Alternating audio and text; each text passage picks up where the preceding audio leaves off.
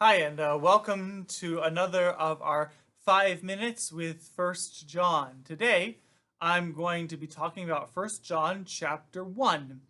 And as I said in the first video, a quick reminder, you might want to go back to the Gospel of John and read over the Gospel of John chapter 1 before reading First John chapter 1. There's a lot of similarities between the two, both in how they begin, but also in some of their themes.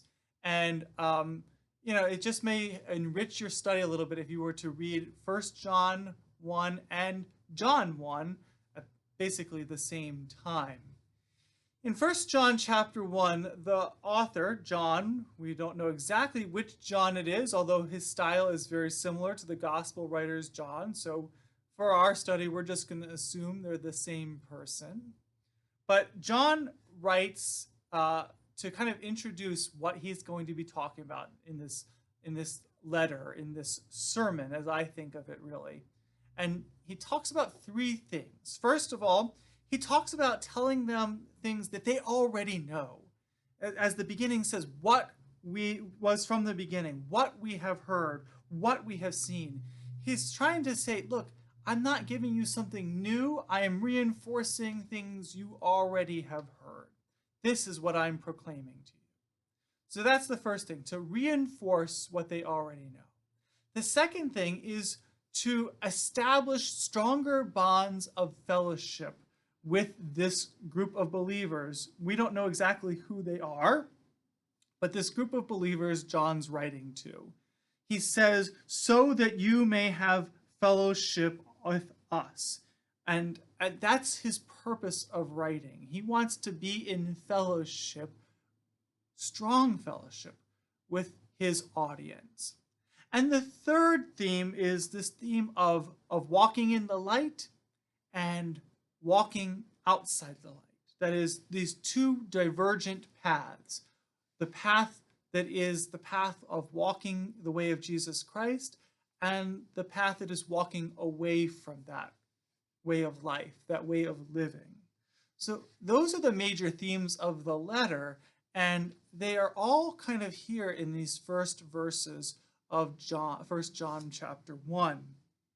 Now, a couple of specific things about this chapter are really interesting. English translations somewhat soften the beginning of First John, which is actually an interesting sentence in the Greek.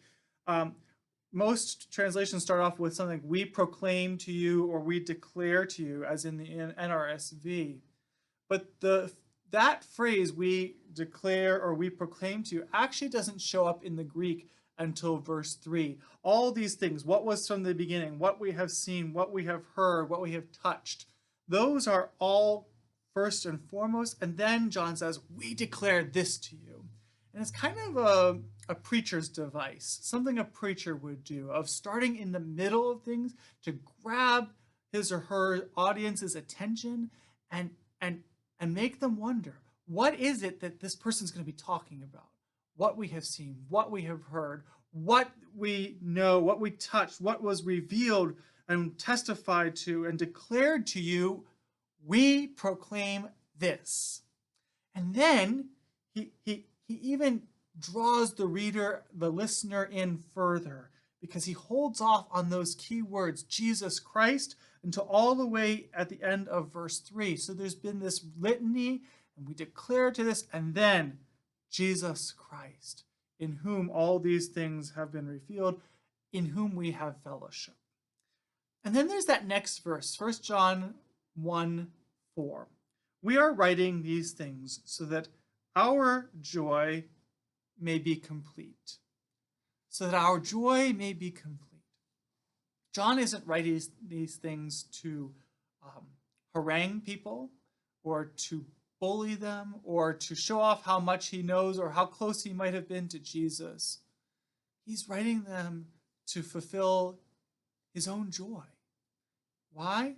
Because his joy grows when his fellowship with these other Christians is increased, is deepened. And I think that's something that we really need to hear today. Our fellowship with other Christians is not optional. As John Wesley said, there is no such thing truly as a solitary or individual Christian. We live and grow in Christ and have a full joy in Christ when we are with each other, when we are in unity with each other. And that unity has a basis in Jesus Christ. It is a gift of God in Jesus Christ. And part of the essential purpose of declaring the gospel is to build up the bonds of relationships we have with each other, so that just as the writer of First John, our joy may be complete. Blessings, and see you next time.